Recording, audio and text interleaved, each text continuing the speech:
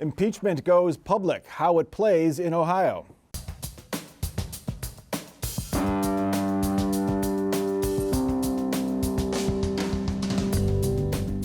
Joining us on Columbus on the Record this week, Joe Ingles, State House reporter for Ohio Public Radio. Julie Carr-Smythe, State House correspondent for the Associated Press. Dale Butland, Democratic strategist, and Terry Casey, Republican strategist. Ohioans and the rest of the country are watching what's only happened 3 times before in history, hearings to consider impeaching the President of the United States. The public hearings in the impeachment inquiry began with 3 State Department employees describing unusual foreign policy activities, which include President Trump asking Ukraine to investigate his political opponents. A few Ohioans are on the committee. All are Republicans. The star is Jim Jordan, who, as expected, fiercely defended the president. Ambassador, you weren't on the call, were you? You didn't listen on President Trump's call and President Zelensky's call? I did not. You've never talked with Chief of Staff Mulvaney? I never did. You never met the president? That's correct. You had 3 meetings again with Zelensky and it didn't come up. And 2 of those they had never heard about, as far as I know. And there was no reason for it to come President up. Zelensky never made an announcement. This is what I can't believe. And you're their star witness. You're their first witness. Mr. You're the Jordan, guy. You're the guy based on this. I mean, I've seen church prayer chains that are easier to understand than this. All right, Terry Casey, how are these hearings helping President Trump's reelection bid? I'm not sure who they're helping or hurting. It's, I think on Wednesday's hearings, the total audience was about 13 million. I got to believe today's was even less. Obviously, today's had a different tone because a couple of the other Ohio congressmen, former Dayton mayor and Cincinnati medical surgeon, both were very praiseworthy towards the ambassador and her service. So I'm not sure where all this leads. And based on this morning's dispatch, they indicated Nancy Pelosi now says it's about bribery. So obviously the question is, when did the bribery happen, to whom, from whom, et cetera? Well, I have a little different view. So I think by proving once again that they're more interested in protecting President Trump than they are in getting to the bottom of what he did with respect to Ukraine, the 3 Ohioans on the panel, Congressman Winstrup, Turner, and Jordan, who again shows up in his shirt sleeves to do his bully boy routine, I think they've been an embarrassment to the state. But let me just answer Terry's point there a moment ago, because it was something that Winstrup, I believe himself, said. He said that because the aid went through, ultimately was delivered to the Ukrainians, and that it was done, and because this aid was delivered and the Ukrainians did not do the investigation that Trump was asking for, there's no harm, no foul. Well, that conveniently leaves out the point number 1. The aid was only delivered after Trump's withholding of the aid blew up and Congress announced an investigation. 3 days later, he released the aid. But the other point that it conveniently leaves out is that attempted bribery, just like attempted murder, is still a crime. Well, in terms of who it benefits, there are many people, as Terry mentions, who is actually watching this, who is looking at it at a granular level, as Terry and Dale and many of us journalists are. And who is just listening for the talking points. And the talking points are, this is fake, this is a witch hunt, this is, read the transcript, there's nothing here. Jim Jordan is advancing that as best as he can at the hearings. Well, Democrats are taking aim at Jim Jordan. They're trying to raise some money off him. The head of the Ohio Democratic Party, David Pepper, has formed a PAC. It's called Keep Jim Jordan Accountable. There's a tweet he's released this week. It's the Jim Jordan Accountability Project. It's trying to get money to fund candidates to run against Jim Jordan in his very gerrymandered district. Whoever runs against him faces a very difficult task. If you look at the margin of victory over the past election cycles, since his district has been redrawn into that duck shape, between 2012 and 2018, he wins by a margin of 81,000 votes and a margin of 65% to 35%. So Joe Ingles, any Democrat that runs against him faces really a near impossible task of beating him in 2020. Yeah, that's for sure. I mean, the redistricting has made it very difficult for a Democrat to function there. But, you know, I think we really have to ask who's paying attention and politically what effect this has. And right now, I don't think that too many people outside of our circle of people who are watching because they have to, or people who are watching because they're, nerds, political nerds, but real people are not watching this. When I went out to, I went over to Otterbein for the debate, and I was standing out there and I'm talking to Democrats. These are people who are keyed in, they're interested in politics. Not one of them brought up impeachment. Not one of maybe 15 people I interviewed said impeachment was something that they were concerned about, keeping an eye on, or anything else. So, Dale, the 13 million is a good number, but there are 200 million people who vote in an election. Is that a big number, 13 million people watching or listening? It's really the wrong number, Yeah. really, to look at, because the fact is, most people, because they have jobs and they work, don't have time to watch the hearings. But most people get their news from the clips that are on the evening news that night or later on for the 11 o'clock news or whatever. I think it's a mistake to think that because people are not actually watching these hours and hours of hearings and testimony that they have no knowledge of what's going on. I think it is sinking in, and I think what is sinking in, I think when you cut through, and you're right, the Republicans are doing the best they can to throw up these smoke screens, but the reality is, here's what people know. For 2.5 years, they heard Donald Trump tell them there was no collusion with Russia, no collusion with Russia. And what we now know is the day after Mueller testified in Congress, Trump was on the phone with the president of another country asking them to collude with him in the next election. Terry, I'll have you have the last word on this topic. Well, I think a lot of it, and picked up by Julie and Joe, this is the base for both sides, looking for things that reinforce their opinion. The ultimate question is, if it goes to the Senate, will anything happen? And so far, contrary to the promise by Speaker Pelosi, you haven't seen a bipartisan nature come to this. It's still primarily partisan wars back and forth. All right. He is no longer a candidate, but Congressman Tim Ryan wants to influence the Democratic race for president. This week, Ryan endorsed former Vice President Joe Biden as the candidate to win Midwestern votes and beat President Trump. I just think he's the person who has, the sensibilities. We got a lot of great candidates, but the touch with those blue-collar workers that we have to have if we're going to beat Donald Trump, which is the goal here.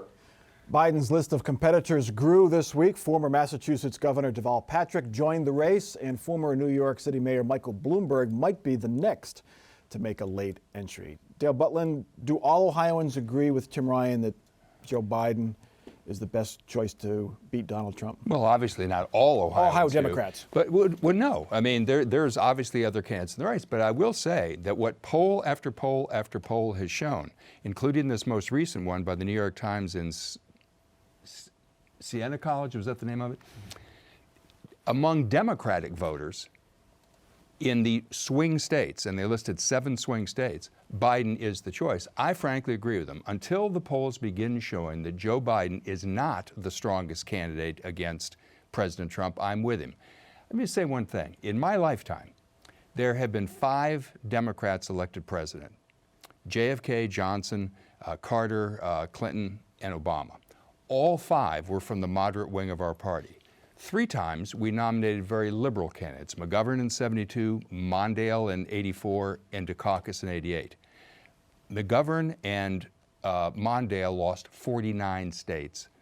Dukakis lost 40. We got to keep our eye on the ball. The moral imperative is removing Donald Trump from office, and we should nominate whoever is best able to do that or has the best chance of doing that. Julie.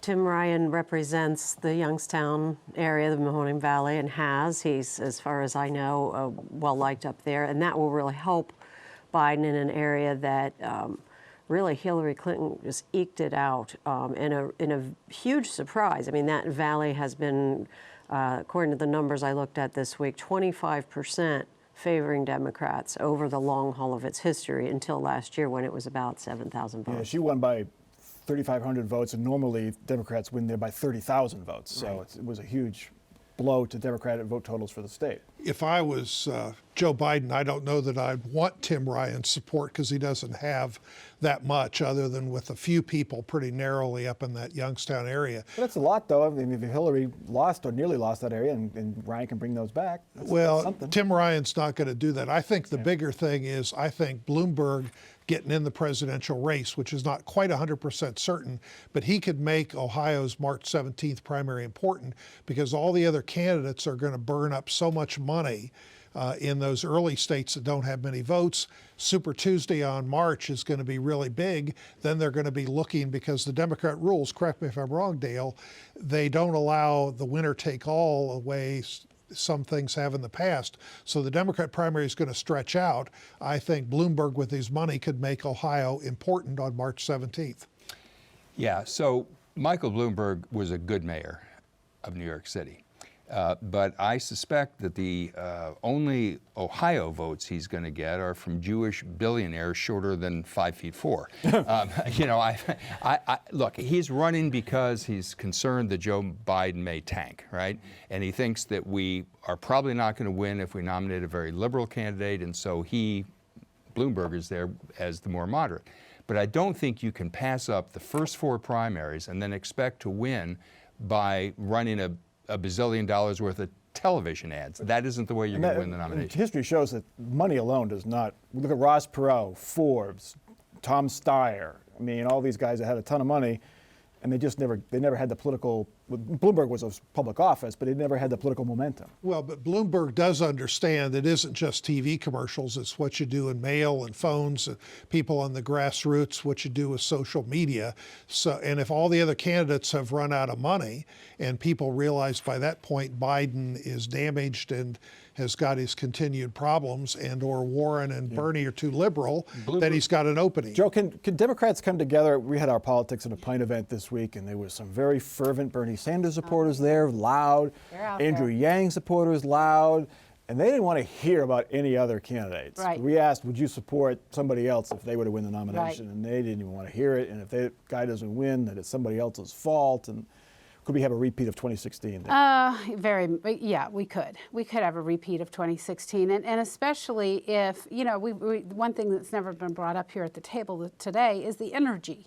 Some of those candidates you just mentioned, there's a lot of energy behind them, and people are excited to vote for them. We don't see that energy in some of the other candidates. Now, does that energy translate into votes for the Democrats? And that's the problem, because there was a lot of energy for Bernie in the prior election, but Hillary Clinton ended up getting nominated, and all that energy that Bernie had did not go for the Democrats. So I think we're still too far out to really know the difference. And I think, too, that, you know, there's already a chatter about how, you know, what do the Democrats want, just another billionaire to come in and buy the election? Yeah. And that narrative is not going to go that well for certain members of the Democratic Party. Bloomberg is worth $45 billion. If he really wants to help the country and our party, let him buy Fox News. He'd still have $30 billion left over, right? I don't know if it's for sale, but anyway. Well, earlier in the week, Dale, you said he ought to bribe Trump $5 billion in order to get out of the race, resign as president. I don't know whether that's going to happen or not. Bill Maher has a similar plan on HBO. Anyway, Ohio's Constitution gives preference to local governments when it comes to making rules. It is called Home Rule, and it's in the Constitution, Article 18 to be exact. It says municipalities shall have authority to exercise all powers of local self-government and to adopt and enforce within their limits, such as local police, sanitary, and other similar regulations that are not in conflict with general laws. Well, over the years, lawmakers and the courts have been selective in how home rule is applied. Local texting and driving fines and under 21 tobacco sales, they're okay. But for fracking regulations and local gun bans, sorry, state law trumps local ordinances. Now the state wants to prevent cities and towns from banning plastic grocery bags, but it wants to give townships the right to stop wind farms.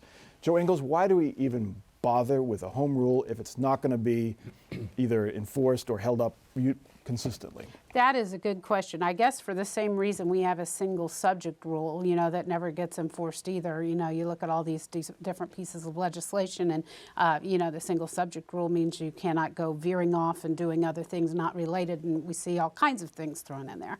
I don't know why that happens, but I do know that it's almost laughable. To ordinary people, they see this, it's basically used as an excuse when lawmakers don't want to do something. Oh, well, let the local people decide that. Until the lawmakers get some reason that they want to do something, then all of a sudden they jump the other way. And so it is kind of laughable, and it's a good question. Why? Julie, energy is the classic example right now. If you have fracking in your town, you can do nothing to regulate it or stop it as a local municipality. But if you have a wind farm right next door, you can do all you want. Right. And they're both energy sources. Both are potentially disruptive to your neighborhood, to your area. Why the difference? Well, who the lobbyists are down in Columbus and who they're wanting to donate to, and those lawmakers are wanting to appease those interests. Fracking is a huge business. Wind is nice, but it's not a huge business, and so let's give them, throw them a bone as local communities. And one of the differences is if you talk to some legislators in northwestern Ohio, we don't have it here in central Ohio, but in northwestern Ohio, there's a lot of people that just don't want to look out their living room windows and see fields and fields of these big wind turbines. And the folks in like Coshocton and eastern Ohio, they love all that fracking stuff going by in the trucks, and they don't want any rules If you for own that. the rights underneath it, you like it when you look at your bank account. Well, don't the farmers who own the rights to the wind farms, don't they like to have the farms Well, up? the wind farms are more visible than the underground fracking. There's a difference. Let's be honest here. The Republicans who run both houses of the Ohio legislature only honor home rule when the locals want to do something conservative, or when what's being proposed is backed by the special interests who fund their campaigns. Home rule is a part of the Ohio Constitution, and if the Republicans want to render home rule meaningless, they at least ought to have the guts to get out there and publicly advocate for its repeal. But it said, the rule says you can't do a local home rule if it is in conflict with general laws. And there are reasons why they say you can't have a gun ban because there are so many townships and cities. And if you drive in, look at Columbus, you go from Columbus to Clinton Township to Upper Arlington to Dublin all in a matter of 5 minutes. And if you have a gun ban in one of those communities, it could be tough to enforce. Right, and that's what we've heard is that this patchwork that exists with some of these laws, well, let's just make it state. We've even seen it with the Secretary of State saying, I'm going to have statewide regulations around voting. And, they've wanted to centralize that with sort of the argument that we're technologically getting more advanced and it's more, we're more unified because the world's a bigger place and these kind of things. But in the end, as Dale points out, these communities that had their own character in a very liberal sense, say Cleveland wanting to, have a gun ban and other things, have been prohibited from having that kind of character. And in some of the court decisions, because I'm surprised Dale didn't blame the Ohio Supreme Court too, over the years, they've invoked what they call the statewide concern doctrine, because there's this question, and I think one of the things legislators have also raised, if you've got a community running a speed trap or similar thing on the red lights just for revenue purposes, is that right and fair to other citizens who get their pockets picked when they don't benefit? But that doesn't hold water when you look at something like the puppy mill issue, because we had Grove City, for example, that wanted to have the pet stores not sell puppy-milled puppies. And so they made a law about that. And then, of course, the Ohio legislature comes in and says, oh, no, you can't have that. And they took it away. So, it doesn't even necessarily hold water. What you're talking about, the repercussions of going from one place to another. Seriously, are you going to know the puppy mill laws in the next county over? Well, if you're a pet store, you should know, and you probably should know the laws of your local community where you're trying to do business. Anyway. But it's a trade-off. Gives us something good to talk about on shows like this. Right. Hypocrisy, we love it. Yeah. Anyway, one area where state rules and local desires have collided is regulating Ohio's many dams. The state has some 1,400 dams holding back rivers, streams, and creeks.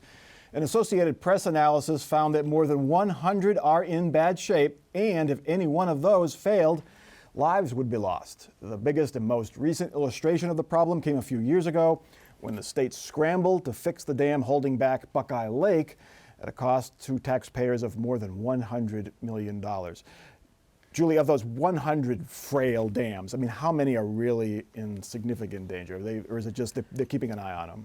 Yeah, I mean, it's very interesting because in some ways they are, for example, I visited the one at Muskingum University out in New Concord, and, you know, it looks lovely. It looks lovely. It's right in the middle of the campus. It holds back a lake that has ducks swimming on it and whatever. Many people I talked to didn't even know it was a dam.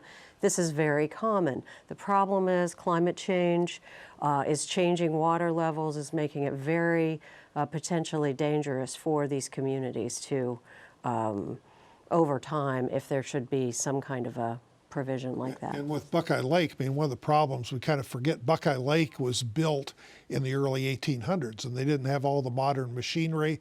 They didn't have the proper construction standards. They just kind of threw in whatever they could find. And they didn't keep homeowners from digging their foundations into the dam and planting trees and swing sets and everything else. So there's a lot of problems. Caught up to them. But in the end, it wasn't those homeowners that had to pay the price. It was taxpayers who paid $100 million to fix it. Yeah. And right now, FEMA has, the Federal Emergency Management Agency, has started a $10 million grant program to try to help because they are beginning to see it as a national problem. And it's just, like I say, it's buy-in from the communities of whether or not these things could go. Like when we walked the Muskingum Dam, you know, the whole side of the hill is wet. It doesn't pour over and look like it's about to burst, but at the same time, something called an earthen dam can burst through and really be dangerous. And Julie's done great work on this issue, but let's remember, it's not just dams that are the problem. It's also bridges that are falling down all over this country. It's water systems, subway systems, and so forth that are all posing in sort of an infrastructure crisis that is threatening public health all over, and public health and safety all over this country. And while Ohio should get credit for doing more than some other states have done, the cost, we're talking about $1 trillion here to fix these infrastructure problems. No state is going to be able to afford this. The federal government's going to have to get involved. And why can't they, I mean, some of these dams are private. Shouldn't the private landowner be responsible for it? Well, and that's part of the problem. The regulators can't force that because they're privately owned. So they regulate it. They write year after year, here's something you really should do with your dam. Here's something you must do with your dam to meet the... Even if there's people downstream who could be hurt if it breaks. Right, right. All right. This weekend, Ohio State is a 51-point favorite over Rutgers. 51-point favorite. Well, soon you could be able to legally take the points here in Ohio. Two bills circulating through the State House would allow legal sports betting on college and professional sports. It has been about a year since the U.S. Supreme Court expanded legal sports betting, at least the potential of it, to every state. The big question, however, is how betting would be regulated and who would do it, the Casino Control Commission or the Lottery Commission here in Ohio. Julie Carr Smythe, I hate to use this, but what are the odds that this happens next year? It's complex. There are factions fighting at the State House over this exact issue. You know, sort of some champions of a casino model on the Senate side, and some champions for the lottery model on the other side. And they'll probably get it done. They need to get it done, but what it looks like is really up in the air. So what's the difference between the Ohio Lottery Commission and the Casino Control Commission running this? It's two different, you know, agencies, obviously, but the Lottery Commission, you know, that's done so well with the schools, you know, and putting the money, and basically the money goes into GRF, and then, you know, who knows, it's a shell game. And they're saying, well, if you put it in the Casino Control Commission, that won't happen. Who knows? You know, I found a long time ago that if the government wants to do something, they will find a way to do it. GRF is the General Revenue Fund, not the gambling revenue fund. Right. But the big battle is really the casino people. For greed, want to have them be the only place that does it to boost their business, and it wouldn't produce as much money. The lottery would mean every place that sells lottery tickets, grocery stores, could sell them. And so there's some pro and con points of, do you really want to make sports betting that widespread? And then there's the question, should you allow it on mobile phones? No, this is where the money is. Oh, the money is on the phone. It's not at the casino or the VFW hall. It is, I'll take Rutgers and the points right there and I'm done. But the question is, who gets a rake off of the money? Is it just the casinos, or is it the local lottery people that sell them? Right. It's about money. We got to get to our off-the-record parting shots. And Terry, you're up first. In case you missed it, the Columbus Dispatch has a new owner, at least a new name, Gannett, but the real owner of it is a hedge fund based in Japan called SoftBank. And the real question is, how are they going to save the $300 million promised with this merger? How will it affect reporters who might be on this show in the future? Will they still exist? How will journalism be in the future in a year or 5 years from now? All right. Our elections are the most sacred part of our democracy. And if extorting another country to interfere in them by digging up dirt and investigating your opponents is not impeachable, at some point, Republicans are going to have to tell us what the hell is. Julie. Well, I think that this dam situation could be inspiring. So our series has gotten a lot of attention, and I think that it's possible there will be some federal action on that. And Joe. There's a new all-out abortion ban at the State House, and it's going to raise a lot of interest, and people are going to want to watch that, I'm sure, and keep an eye on it. All right, when you said damn situation, I thought you were talking about the impeachment hearings. If you want to watch the impeachment hearings, you can watch them right here on WOSU TV. We'll be offering live coverage on our main channel through PBS NewsHour. Some thoughtful coverage there. And also, if you're away from your TV, you can listen on 89.7 NPR News and also streaming on WOSU.org. We'll have them all next week, 3 days, Tuesday, Wednesday, Thursday. So keep it here on WOSU. For our panel and for our crew, I'm Mike Thompson. Have a good week.